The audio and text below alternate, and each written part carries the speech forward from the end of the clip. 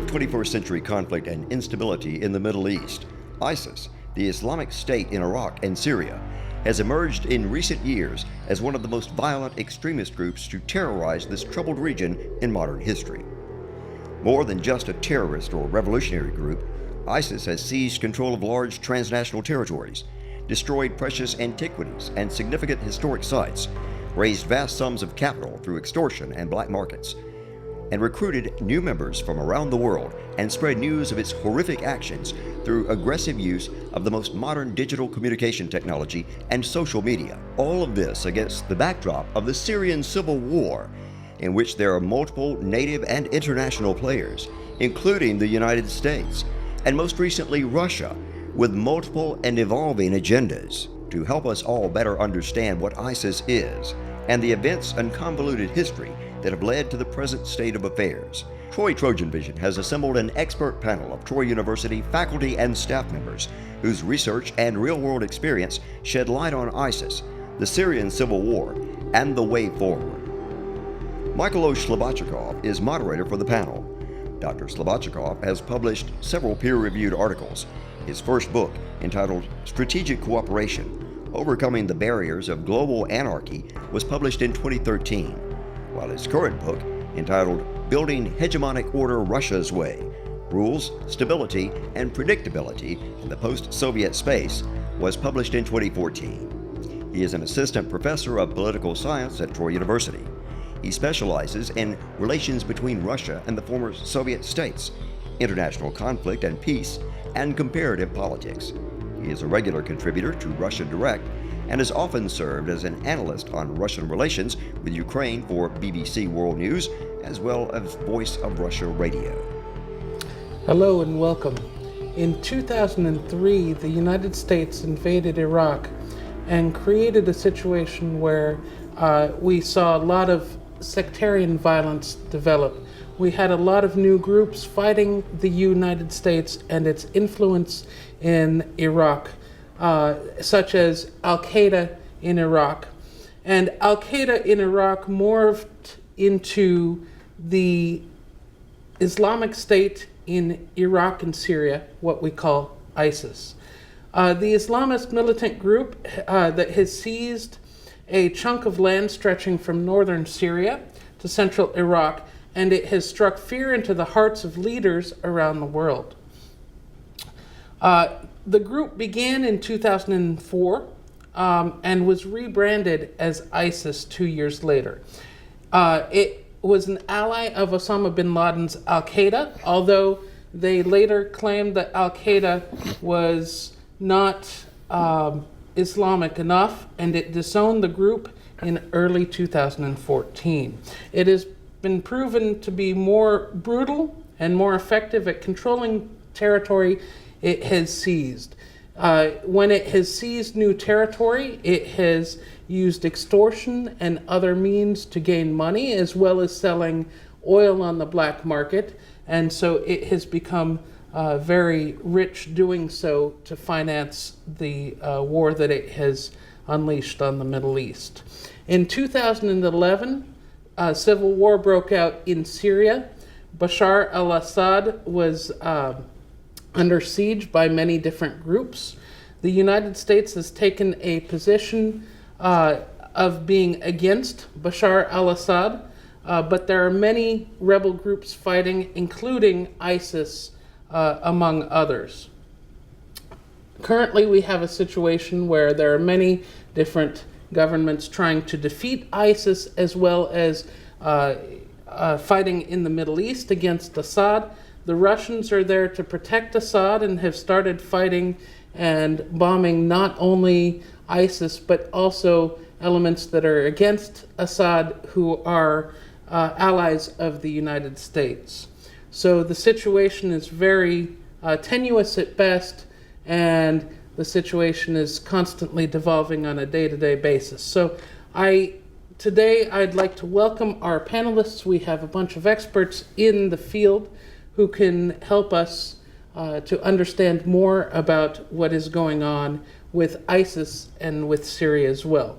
To my right here is Dr. Aaron Hagler. He is an assistant professor in the history department.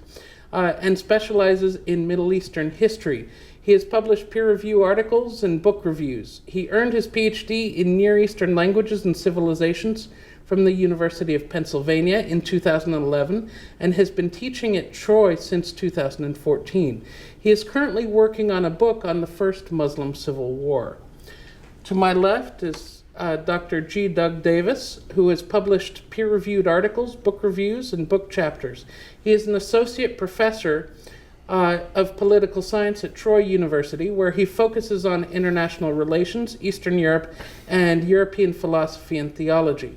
He is working on the Polish response to Marxism with several philosophy departments in Lublin, Warsaw, and Krakow. He also writes on Catholic theology, where he examines the thought of Karol Wojtyła and the linkages between Thomist thought and phenomenology. Further, we have Major General Walter D. Gavon, who is our Senior Vice Chancellor for Advancement and Economic Development at Troy University. He is a native of Safford, Alabama, who earned a master's degree from Troy and served as the Vice Commander of Air University in Montgomery, where he oversaw all of the Air Force's higher education with the exception of the Air Force Academy, including the Community College of the Air Force, which is the world's largest community college system. He has also served as Deputy Assistant Secretary of State in charge of U.S. Global Assistance Programs and as Commandant of the Air Force Institute of Technology in Dayton, Ohio, the Air Force's Graduate School of Engineering and Management, and as well as its Institution for Technical Professional Continuing Education. Thank you all for joining me today. Thank you.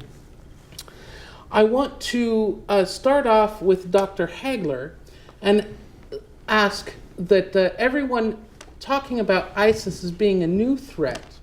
However, radical Islam or Islamism has been around for a long time. Is ISIS and the threat that it poses a new issue? Well, like the question highlights, Michael, it's both an old issue and a new issue. It's an old issue because ISIS understands itself as something old. When the Prophet Muhammad led the first Islamic community, he functioned as both a political leader and a religious leader. After he died, there was no one who could duplicate that role. The solution that the early Islamic community came up with some contention, was the idea of a caliph, someone who was a successor or a deputy to the Prophet or to God, who would function in the role of both political and religious leader, but not prophet. That was a compromise that worked until about the year 870, when the caliphs ultimately lost power, and there we saw what we would call here a separation of, if you'll pardon the term, church and state, where religious authority and political authority became separated between caliphs and sultans. Now, I realize I'm jumping ahead quite a bit, but after World War I, when the West came to dominate the Middle East, destroyed the Ottoman Empire, especially the British and the French, started ruling directly over parts of the Middle East, Islamism, this idea that the proper role of Islam was to be governance, that Islamic law should be secular law, started to gain traction. So that idea sort of started picking up right around World War I. And it grew and grew in the face of British and French domination, in the face of the establishment, foundation, and many successful wars fought by the State of Israel. There was this growing sense that Western forms of governance, Western ideas of nationalism, these things were foreign to the Middle East. And the response was to find something authentic. And the thing that they had that was authentic was Islam. And so these Islamist groups like the Muslim Brotherhood in Egypt, which we saw played such a prominent role in the tumult in Egypt that's gone on since the Arab Spring, was one of the first ones, but a lot of other ones grew, where the idea was you want to have more Islam in governance. And what ISIS wants is to reestablish that early caliphate, especially the immediate successors to the Prophet Muhammad. They look back on that as a kind of golden age. And as such, well, they're not the only Islamist group that feels that way. You mentioned Al-Qaeda. There are other groups that are Al-Qaeda in Iraq, Al-Qaeda in the Arabian Peninsula. They all sound similar, but they're all different, and they have different philosophies. And the philosophies they have, their difference, relates to the role of the Western idea of a state. There are groups like Hamas, which very much espouse the idea of a state. They want to restore the state of Palestine. Whereas Al-Qaeda rejects the whole notion of states entirely. So ISIS is new in that, like you said, it split off from Al-Qaeda and what it split off from them was over this question of what role should an Islamist organization play. Al-Qaeda is engaged in fighting a war. And that is mostly what they're engaged in. They weren't so concerned with establishing or reestablishing some kind of caliphate. And ISIS, like you said, split off from them and from other groups fighting in Syria, like Jabhat al-Nusra. And they actually took that next step and actually conquered territory and held territory, started doing things that states do, having borders and guards and having to deal with more mundane aspects of the state like trash collection. So yes, it's new in the sense that in the Islamist wave that has been gaining traction, certainly not among all Muslims, in fact, not among most Muslims, but among a certain segment of Muslims, particularly disaffected and disenchanted with the West, and more advocating of what they feel is an authentic form of governance. ISIS does present something new in that they actually took that next step and made themselves a state, even though they don't have the recognition of the international community, and they don't really have the approval, but one presumes, of the majority of their population. Okay, good. Thank you. Dr. Davis, people have argued that ISIS has sprung from U.S. foreign policy in the Middle East. What is U.S. foreign policy in the Middle East, and how has it changed over time? Well, thanks for inviting me to the panel first, I'd like to say. But the United States foreign policy is centered on three positions, and these are the three interests. The first is oil, the second is protecting Israel, and the third is countering terrorism. And so all of these play a role in the way that we approach the Islamic State. And if we go back and look at the history that you introduced at the beginning, in 2003, there was in fact no presence of Al-Qaeda in Iraq. So Iraq, Saddam Hussein had nothing to do with the attacks of 9/11, nor was Al-Qaeda there. After the US invades, and this would have to be an unintended consequence, it's something certainly the Bush administration didn't plan, but after that happens, Al-Qaeda comes in. And as we see this institution emerge, we see at first it's Zarqawi from Jordan who comes in and who heads it. But institutionally, it evolves, and in 2010, it becomes the Islamic State. So this was something that clearly the neoconservatives did not intend when they created this policy, and yet it happened. Secondly, we have to look at the Obama administration, because the Obama administration also made some mistakes. The first would be the organization of the executive branch. As Obama became president, he was more content to focus on domestic policy, not foreign policy. And so what he did is he structured the executive office so that those who took charge of Iraq were 3 layers removed. And so as Iraq started to go bad in 2010, there was no way for the people who were in charge of Iraq to directly report to Obama. This is the first issue. And so in 2014, when al-Baghdadi goes and conquers Mosul, and then they announce the proclamation of the Islamic State in July of that year, the United States doesn't really we weren't prepared for that. It was a surprise, and we were not really able to do a response. Secondly, there's another part of this. With those 3 interests that the United States has, this also prevents us from forming a very clear and coherent policy. First, we have to make sure that our policy coincides with what Israel wants in Israeli security. And the interesting thing is that Israel wants Assad to survive, not a Sunni regime to take that place. Secondly, with our relationships with the Arab states, in particular Saudi Arabia, they want us to push for a regime change, to remove Assad and have Syria become a Sunni state. And Sunni is majority Sunni, so Bashar al-Assad is simply a minority leader. But this places the US in a very difficult position. And so I'd say the biggest weakness of the Obama administration from 2014 to the present is the inability to create a policy to deal with this. And if we look at the troops, for example, we've trained, which we've spent billions of dollars on, the first group, they were betrayed by the Turks.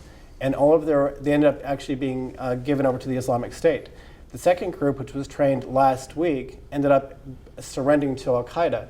And so the arms that we provided to these rebels ended up first group going to the ISIS state, the second going to Al-Qaeda. And if we look, we know that that policy has been a failure. But the real question, I think, is why? And the reason it's a failure is because we have our hands tied. We have to please both Israel and the Arabs, which means that both of these regional partners want different outcomes. And so we have to do something, but we're not doing enough to change. And so that's, we can look back, and to answer your question, that's how U.S. policy helped inadvertently create the Islamic State, and how we can look at the last two presidential administrations and blame ISIS, or blame the two presidents for the emergence of ISIS. Okay. And building off of that, now the situation has become even more tenuous in Syria, General Gavan, with Russia having entered in and causing the U.S. headaches in Syria. And Russia has now entered the conflict by bombing both ISIS and opponents of Bashar al-Assad's regime. How effective do you think an air campaign will be at defeating ISIS itself? Well, an air campaign can be effective. The question is which air campaign, what kind, what are the features of that air campaign? Because it's not one size fits all. Some of the critics, including some friends of mine, retired Air Force officers, have had a problem with the intensity of the campaign. That is, how many targets we're hitting, how fast we're hitting them. Airmen generally prefer high-intensity campaigns that are really keep the pressure on an enemy. In this particular case, a lot of people have had problems with how long it's taken to get targets approved, how quickly we're hitting them, how often we're revisiting those targets, keeping pressure. Certainly can, and you need intelligence on the ground, because naturally that's the biggest thing, is what are the good targets, so that you can hit, whether it's restricting their mobility by hitting convoys or finding arms caches or whatever it might be that they hold precious. Now, with the entrance of the Russians, this is really complicated matters, because really the Russians would love to see ISIS taken care of, but I think they're perfectly content for us to take care of them. So my sense of this is that the Russians really are focused on the more traditional enemies of the Assad regime. And we are not, to my knowledge, sharing any intelligence with the Russians. What we are doing is coordination with the Russians. So this ends up being more of a geographically separated sort of thing. And okay, if we're flying, how do we let each other know? How do we make sure we're coordinating? But it is not a harmoniously orchestrated, combined air campaign between Russians and the United States. That being said, certainly they can be effective air campaigns. I think ISIS, of course, adapts. The enemy always gets a vote, as we say. So again, part of this is how do you adapt as well, and what do you do to overcome what they're doing? But certainly an air campaign can be a very effective strategy. Okay. And do you think that ISIS can be defeated with an air campaign, or do you think you need boots on the ground? Well, the question is defeated and dislodged. I think what you generally do need is both an air and a ground element to any of this. Who needs to be on the ground? That becomes the question. Can someone fulfill that role, or is it an indispensable role that has to be fulfilled by U.S. troops? Now, the other thing I want to mention too, as we talk about this, I think we tend to talk more about Syria, but one of the things that ISIS has done, of course, which complicates things, is they've crossed borders. So now this becomes transnational, and we have to worry about ISIS in Iraq or ISIS in Syria. How do we coordinate across that? In Iraq, obviously much easier to coordinate with Iraqi ground forces and use them. Not as easy in Syria. Okay, good. I want to open up the same type of question to the whole panel, which is, first of all, can ISIS be defeated, since it's really swelled up from the ground? Even if you defeat them militarily, will they go away? Will you defeat them? And if so, how do you think? Well, I think ISIS can be defeated because if you look at its theology is apocalyptic, so it believes it will lose. ISIS is not an organization that believes it's going to win. It's trying to usher in the apocalypse, and they think there's going to be 12 caliphs. Al-Baghdadi, the current head, would be the 8th. So they don't expect to win, actually, militarily. That's the strange thing about this.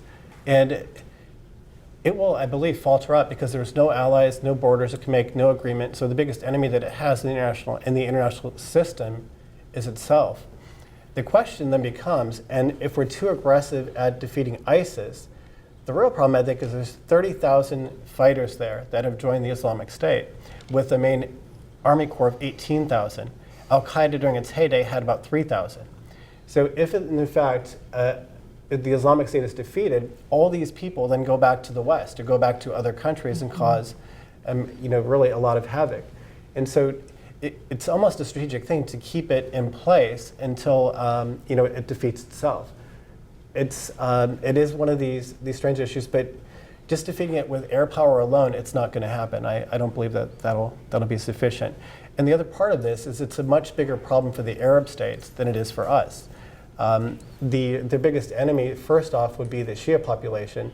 Their second biggest enemy is the Arab head of states, which they wish to target more than the West.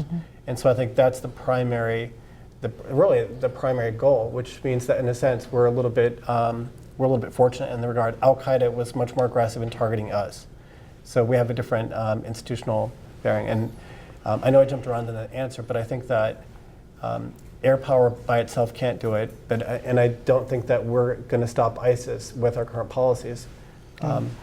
I'd like to take that a step further and suggest that actually fighting ISIS may even be the wrong approach. One of the ways that ISIS likes to market itself to all these recruits that you mentioned, all these people who are coming in from all people who aren't even Muslim, coming in from all over the world, is that they are the ones who are standing up to the West, and specifically now to America. It is an ideology that flourishes in conflict with the West, specifically with America. So by bombing them, yes, we can weaken them militarily, but we do nothing to undercut their ideology. We do nothing to undercut their marketing message, which is, I think, the biggest problem, the fact that they have this flow of recruits that doesn't seem to be drying up. So if we play into the role they want us to play, then in essence, we're helping their marketing campaign. And that, to me, is dangerous.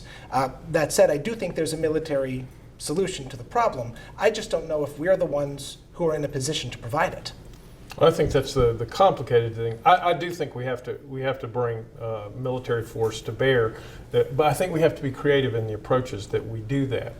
Let's be frank. People are suffering under them. People are dying under their rule.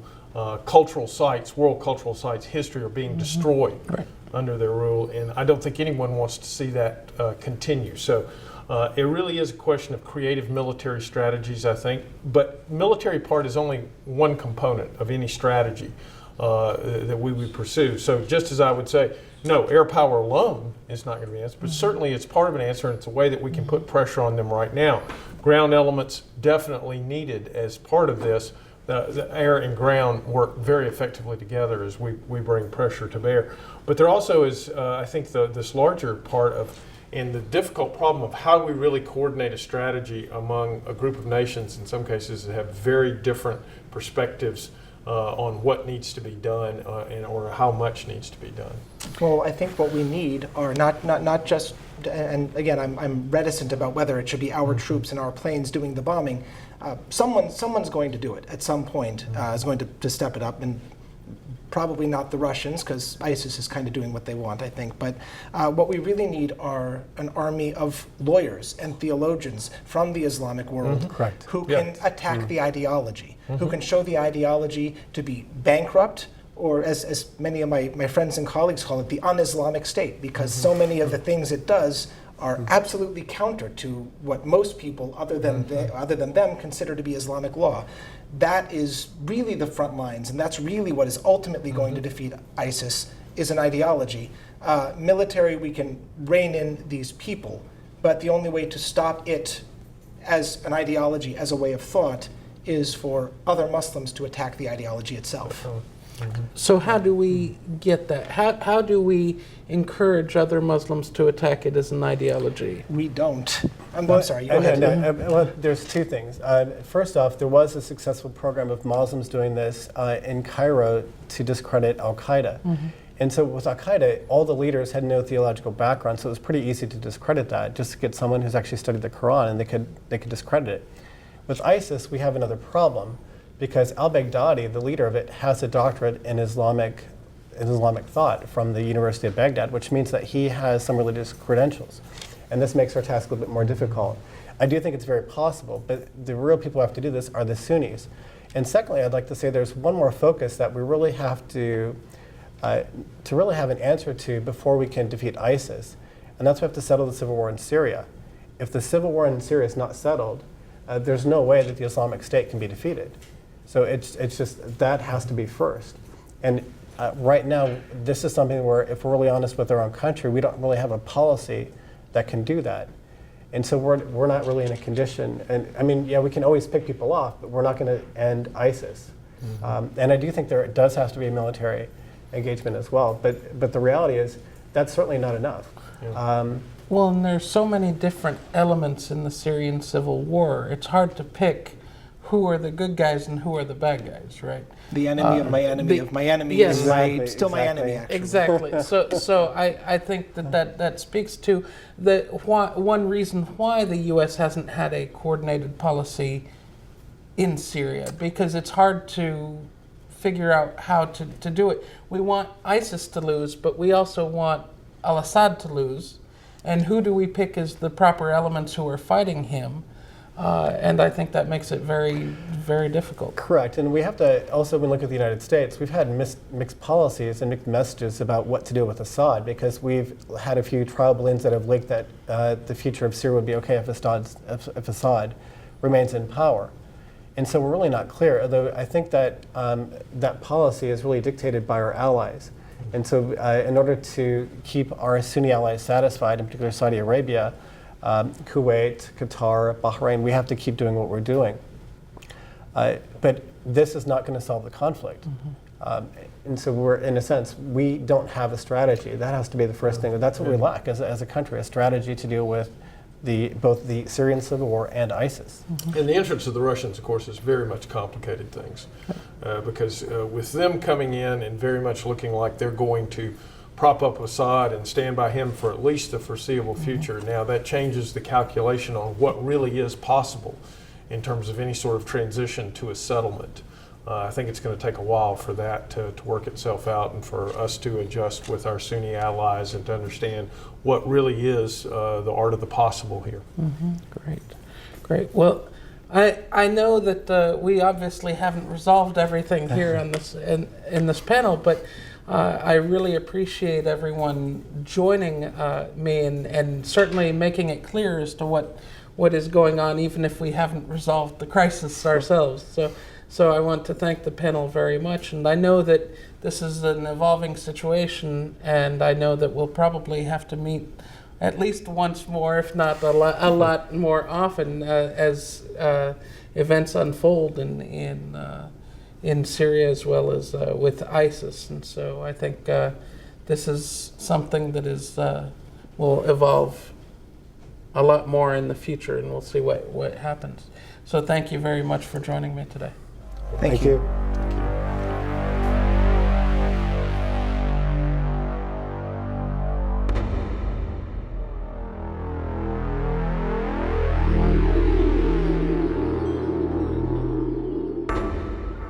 To view this and other TrojanVision programs online, check out our YouTube page at youtube.com/TroyTrojanVision. To find out when new programs are uploaded, like us on Facebook.